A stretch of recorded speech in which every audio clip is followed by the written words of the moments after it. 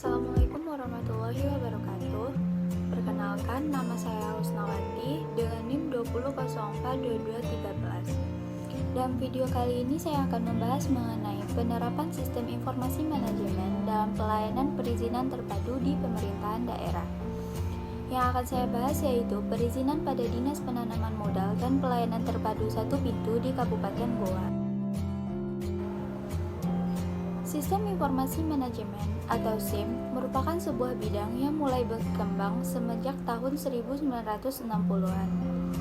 Secara umum, sistem informasi manajemen didefinisikan sebagai sistem yang menyediakan informasi yang digunakan untuk mendukung operasi, manajemen, serta pengambilan keputusan sebuah organisasi. Pelayanan merupakan segala kegiatan dalam rangka pemenuhan kebutuhan dasar sesuai dengan hak-hak dasar setiap warga negara dan penduduk atau suatu barang, jasa, dan atau pelayanan administrasi yang disediakan oleh penyelenggara pelayanan yang terkait dengan kepentingan publik. Sistem Informasi Manajemen Pelayanan Perizinan Terpadu Satu Pintu merupakan sistem informasi yang terintegrasi dan berbasis internet, di mana pemohon bisa mengakses informasi yang berupa jenis-jenis izin, syarat-syarat perizinan, mendownload form-form permohonan perizinan, dan mencetak status proses penyelesaian administrasi perizinan. Berdasarkan keputusan Menteri Pendayagunaan Aparatur Negara Nomor 63 /Kep/M PAN/7 2003 menguraikan pengertian pelayanan terpadu satu pintu adalah pola pelayanan yang diselenggarakan dalam satu tempat untuk berbagai jenis pelayanan yang tidak mempunyai keterkaitan proses dan dilayani melalui beberapa pintu. Sedangkan pelayanan satu pintu adalah pola pelayanan yang diselenggarakan dalam satu tempat yang meliputi berbagai jenis pelayanan yang memiliki keterkaitan proses dan dilayani melalui satu pintu.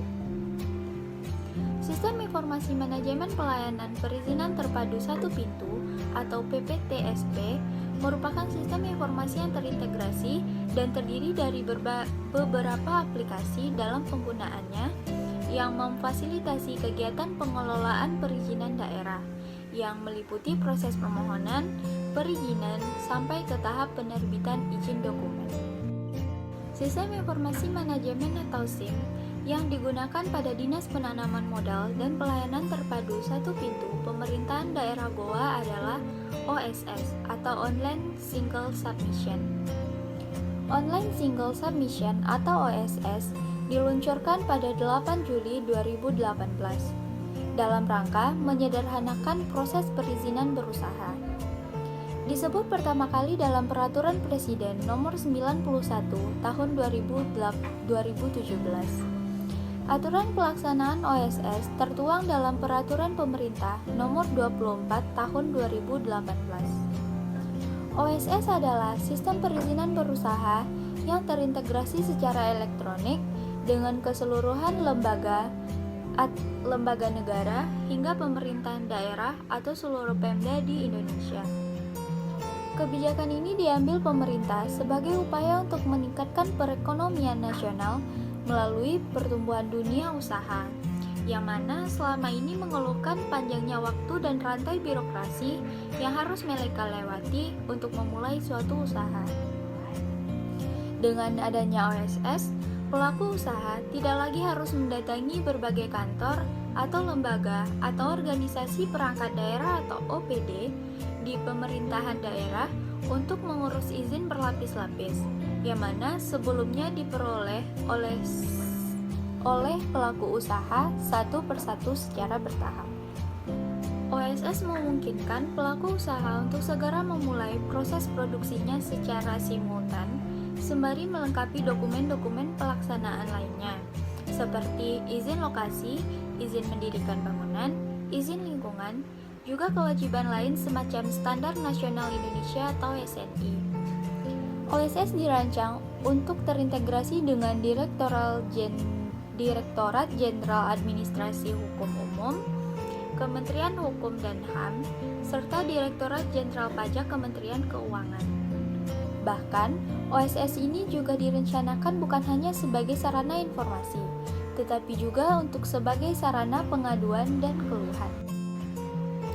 Jenis-jenis izin yang diurus dalam OSS ini yaitu yang pertama, izin prinsip penanaman modal, izin prinsip perluasan penanaman modal, izin prinsip perubahan penanaman modal, izin mendirikan bangunan, izin reklame, izin lokasi, izin usaha perdagangan, izin usaha industri, nomor induk berusaha atau NIB, izin usaha jasa konstruksi, izin kelayakan lingkungan, tanda daftar gudang, izin usaha simpan pinjam untuk koperasi, izin usaha pembukaan kantor cabang, cabang pembantu dan kantor kas koperasi simpan pinjam, izin produksi industri rumah tangga, tanda daftar usaha pariwisata, izin balai pengobatan atau poliklinik, rumah bersalin, balai kesehatan ibu dan anak, izin pengobatan tradisional, izin laboratorium, izin toko obat atau perdagangan enceran toko obat, izin apotik, izin praktek dokter, izin praktek berkelompok dokter umum gigi atau klinik dokter umum dan klinik dokter gigi, izin praktek perawat atau perawat gigi atau perawat mandiri, izin praktek bidan, izin praktek fisioterapi, izin refaksionis optician, izin praktek apoteker, dan rekomendasi izin lingkungan, AMDAL, UKL, atau UPL. Dari beberapa jenis pelayanan perizinan di atas, dapat kita tarik kesimpulan bahwa ada perbedaan dalam pelayanan manual dan yang telah masuk ke dalam OSS. Seperti izin yang pertama yaitu izin mendirikan bangunan. Di mana dalam izin mendirikan bangunan ini terdapat persyaratan-persyaratan pelayanan seperti yang pertama, formulir permohonan izin yang sudah diisi lengkap, fotokopi kartu tanda penduduk atau KTP pemohon, fotokopi nomor pokok wajib pajak atau NPWP pemohon, bukti pembayaran PBB tahun berjalan, surat kuasa asli bermatra cukup apabila pengurusan perizinan tidak dilakukan secara langsung oleh pemohon. Yang keenam yaitu fotokopi sertifikat tanah atau SPPT terakhir atau bukti kepemilikan tanah yang sah atau surat keterangan tanah dari desa atau kelurahan. Selanjutnya yaitu surat rekomendasi dari Dinas Teknis, di mana prosedur pengurusan izin mendirikan bangunan ini yaitu yang pertama, pemohon mengisi formulir permohonan, melengkapi dokumen persyaratan, dan memasukkan berkas atau dokumen pemohon lengkap kepada petugas pendaftaran. Selanjutnya, petugas pendaftaran meneliti berkas atau dokumen pemohon izin. Apabila dokumen telah lengkap, maka petugas akan mengarahkan pemohon untuk menginput data di sistem online single submission atau OSS tadi untuk mendapatkan nomor induk berusaha atau NIB. Apabila telah mendapatkan NIB, pemohon kembali menyerahkan berkas atau dokumen permohonan izin kepada petugas pendaftaran, yang mana berkas yang dinyatakan lengkap dan benar diserahkan ke back office. Back office melakukan cek dan entry data termasuk menghitung besaran retribusinya. Selanjutnya, pemohon membayar retribusi pada kas daerah atau bank yang telah ditunjuk. Selanjutnya, penerbitan surat ketetapan retribusi daerah atau SKRD IMB. Selanjutnya, back office mencetak surat izin yang kemudian diteruskan kepada pimpinan secara berjenjang untuk dikoreksi, diparaf, dan ditandatangani oleh pemimpin tersebut. Prosedur selanjutnya yaitu penomoran dan penerbitan surat izin mendirikan bangunan atau IMB. Selanjutnya, penyerahan surat izin mendirikan bangunan atau IMB kepada pemohon. Jangka waktu penyelesaian IMB dan biayanya yaitu dalam jangka waktu paling lambat 3 hari kerja sejak pemohon dan persyaratan diterima dengan benar, lengkap, dan telah dilaksanakan rapat dan cek lokasi. Struktur dan besarnya tarif retribusi tertuang dalam Peraturan Daerah Kabupaten Goa Nomor 4 Tahun 2018 tentang retribusi izin mendirikan bangunan. Izin yang kedua yaitu izin usaha simpan pinjam koperasi, di mana dasar hukumnya yaitu Peraturan Pemerintah Republik Indonesia Nomor 24 Tahun 2018 tentang pelayanan perizinan berusaha terintegrasi secara elektronik. Yang kedua yaitu Peraturan Menteri Negara Koperasi dan Usaha Kecil dan Menengah Nomor 15 per MKUKM garing 9 2015 tentang pedoman pelaksanaan kegiatan usaha simpan pinjam oleh koperasi. Yang ketiga yaitu Peraturan Bupati Goa Nomor 1 Tahun 2018 tentang pendelegasian kewenangan penandatanganan perizinan dan non-perizinan kepada Dinas Penanaman Modal dan Pelayanan Terpadu Satu Pintu. Dalam izin usaha simpan pinjam koperasi ini terdapat beberapa persyaratan. Persyaratan yang pertama yaitu perusahaan atau non-perseorangan seperti KTP elektronik pemohon, akta pendirian atau perubahan, pengesahan akta, nomor telepon direktur, email, NPWP perusahaan yang valid, NPWP pribadi yang valid, nama, alamat, telepon, notaris, user dan password dari OSS online, dan berkas pemohon.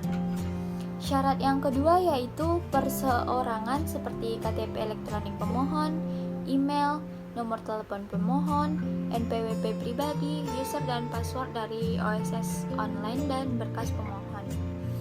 Syarat yang ketiga yaitu bagi pemohon izin baru seperti formulir permohonan izin yang diketahui lurah atau camat setempat, surat persetujuan tetangga, dan fotokopi KTP tetangga, gambar denah lokasi, fotokopi sertifikat atau bukti kepemilikan tanah yang sah, dan rekomendasi dari dinas teknis terkait.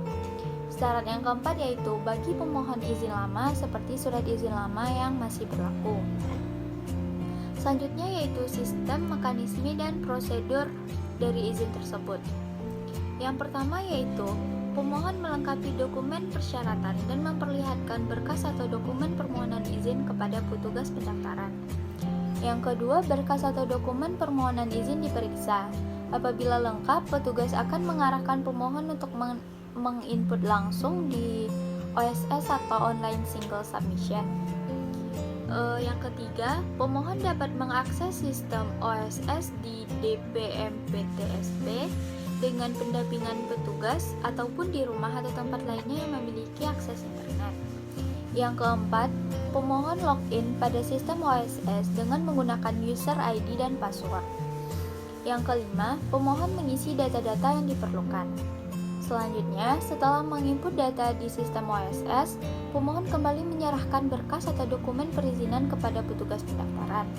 Petugas akan kembali memverifikasi berkas permohonan izin dan memvalidasi di sistem OSS. Sistem OSS menerbitkan izin koperasi simpan pinjam. Selanjutnya, petugas ataupun pemohon dapat mencetak langsung lembar izin atau hasil printout dari sistem OSS. Petugas menyerahkan izin kepada pemohon. Jangka penyelesaian dan biaya atau tarif.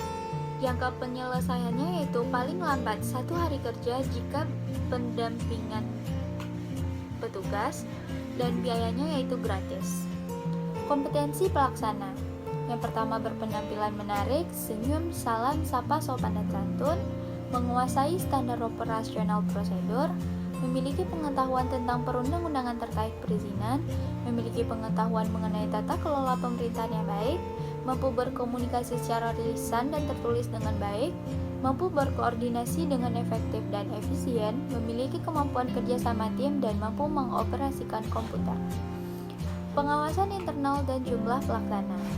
Kepala Dinas melakukan pengawasan secara periodik melalui rapat evaluasi setiap bulannya dan rapat sewaktu-waktu dalam keadaan yang dianggap penting, dan Kepala Dinas, Sekretaris Dinas, dan Kepala Bidang melakukan verifikasi dokumen perizinan dan atau rapat tim teknis SKPD.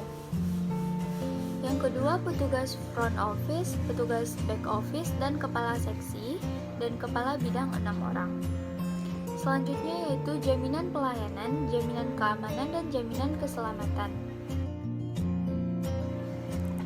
Baiklah, sekian materi dari saya pada video kali ini.